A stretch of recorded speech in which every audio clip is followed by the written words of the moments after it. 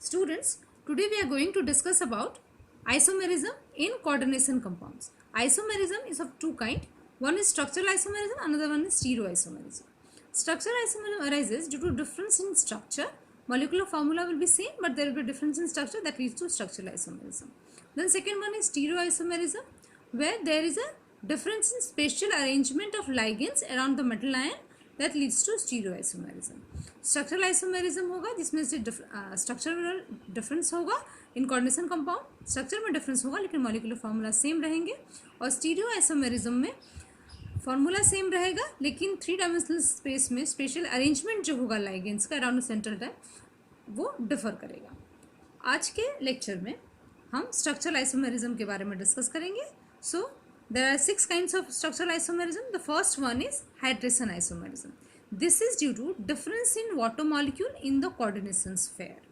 Coordination sphere में water molecule के difference से ये isomerism arise होगा. कैसे difference? Coordination sphere ये है sphere.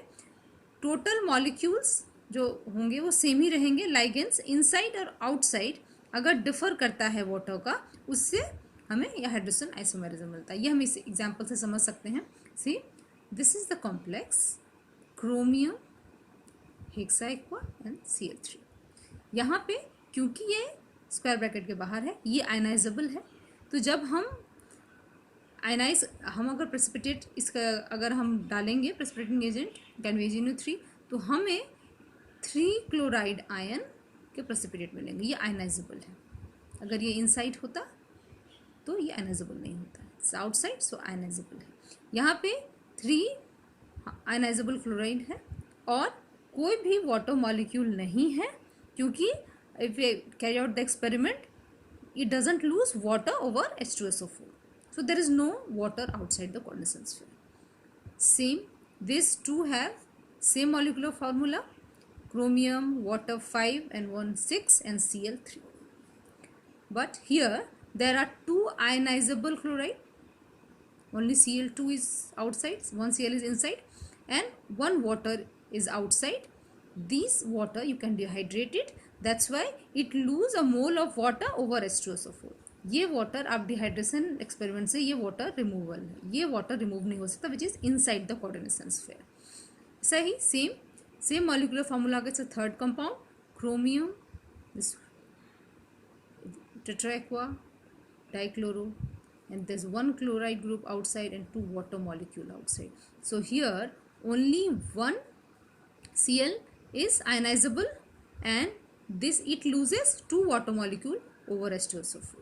तो आप देख सकते हैं कि यहाँ पे तीनों के ही मॉलिक्यूलर फार्मूला सेम है लेकिन वाटर का number every time outside the coordination sphere differ करता है. यहाँ 0, यहाँ 1, यहाँ 2.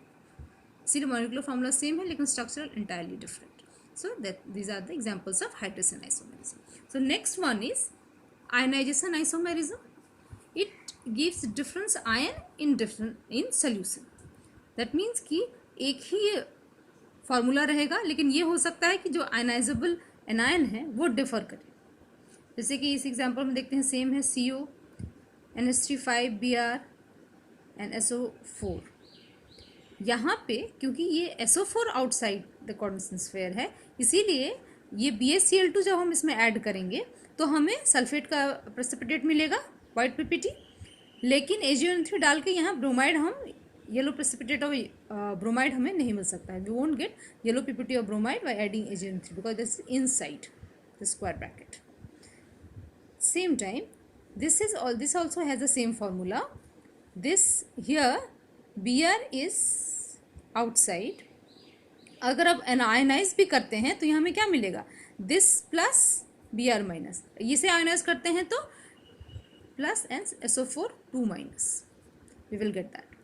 तो जो आयनाइजेबल पार्ट है वही प्रेसिपिटेट होगा. तो यहाँ पे अगर हम दोनों ही डालते हैं BaCl2 डालते हैं नो प्रेसिपिटेट लेकिन AgNO3 डालेंगे तो will get the yellow PPT of Br क्योंकि यही आयनाइजेबल है. मॉलिक्यूलर फार्मूला सेम लेकिन आयनाइजेबल आयंस में ये डिफर करता है. That is ionization isomerism. Next one is a linkage isomerism. Linkage isomerism ये डिफर करता है लिंकेज में. ये स्पेशली उन लाइगेंड्स के लिए हैं जो बाइडेंटेड लाइगेंड्स हैं लाइक HCN. ये सल्फर से भी लिंक कर सकता है और नाइट्रोजन से भी लिंक कर सकता है। ये दोनों ही कंपाउंड में जब आप फार्मूला देखेंगे तो एब्सोल्युटली सेम, सिर्फ किसका डिफरेंस है कि इसमें जो लिंकेज है वो S के थ्रू है इस लाइगेंड का, और यहाँ पे N के थ्रू है। That's why it is called linkage isomerism. Absolutely everything, all structure, orientation, everything same, only the linkage through which, जिससे लिंक हुआ है बाइडेंटेड लिगेंड, बाइडेंटेड वो लिगेंड से जो दो तरह से अटैच हो सकता है। तो ये जिस तरफ से अटैच होता है सिर्फ उसी में डिफरेंस है, यहाँ सल्फर से और यहाँ नाइट्रोजन से ही अटैच हुआ है। Next one is fourth is ligand isomerism. ये आइसोमेरिज्म तब होगा आपका then when if the ligand exist in isomers, अगर लाइगेंड ही दो आइसोमर्स में एग्जिस्ट करता है and that leads to ligand isomerism. जैसे हम एग्जांपल लेते हैं, ये है डायअमीनोप्रोपेन। ये डायअमीनोप्रोपेन यह हो सकता है 1,2 डायअमीनोप्रोपेन, या हो सकता है अगर हम नंबर करेंगे 1 2 3 1 2 3, so this is 1,2 diaminopropane and this is 1,3 diaminopropane. तो यहाँ पे ये लाइगेंड ही आइसोमर्स हैं आपस में। तो अगर इनसे हम कॉम्प्लेक्स बनाते हैं तो this is the one complex, this is another complex, formula will be absolutely same, लेकिन उनके लाइगेंड का ही स्ट्रक्चर डिफरेंट है, so the compound will be entirely different. So that leads to ligand isomerism. यहाँ difference ligand के ही है, यहाँ मेटल से अटैचमेंट और कोई डिफरेंस नहीं है, सिर्फ लाइगेंड्स ही आपस में आइसोमर्स है। तो अगर इन दोनों आइसोमर्स से हम कॉम्प्लेक्स बनेंगे तो वो कॉम्प्लेक्स भी डिफर करेगा, बट मॉलिक्यूलर फॉर्मूला क्योंकि सेम है, that's why isomerism. The next fifth one is coordination isomerism. This type of isomerism shown by coordination compounds having positive and negative ion.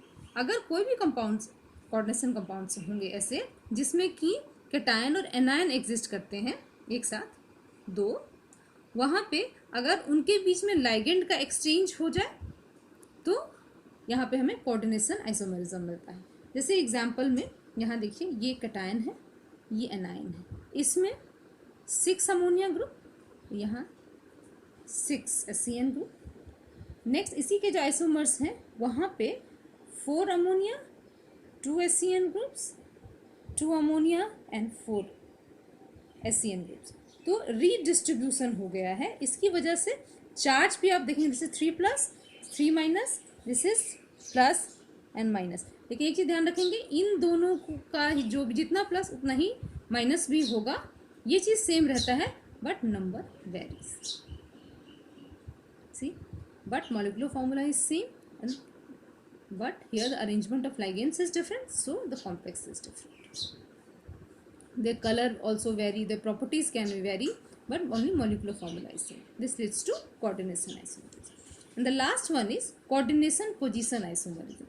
This is the isomerism that exists in polynuclear complexes. Polynuclear, that means it has got more than one metal ion inside the square bracket.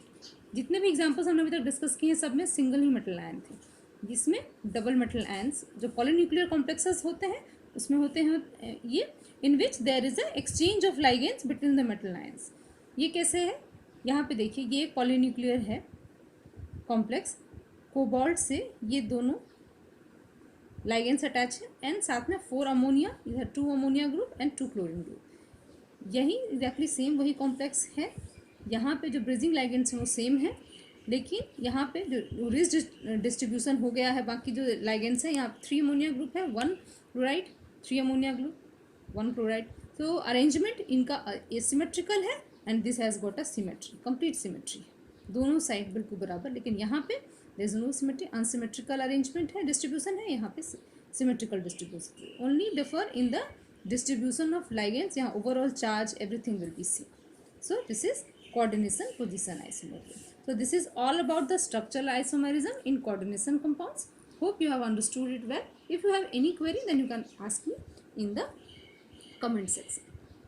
कोई भी आपको समस्या हो किसी में भी 6 जो भी आइसोमेरिज्म डिस्कस किया है तो आप हमसे पूछ सकते हैं। Thank you so much.